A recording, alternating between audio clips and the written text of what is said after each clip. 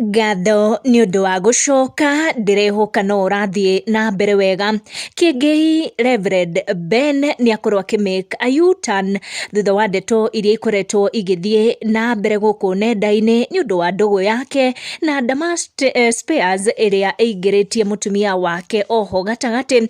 Akorwo akĩ-make U-turn to support his first wife Kezia wa Kariuki.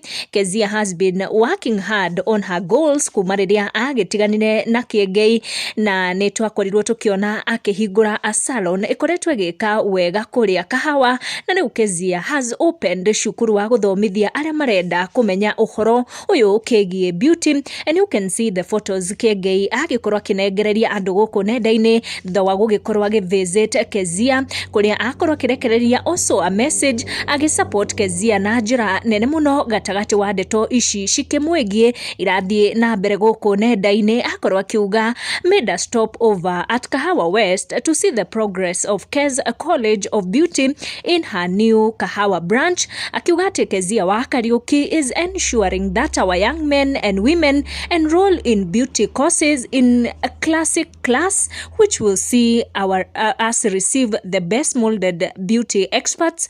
Na koguo agikorwo agi-congratulate Kezia na njĩra nene mũno nĩ ũndũ wa wĩra mwega araruta.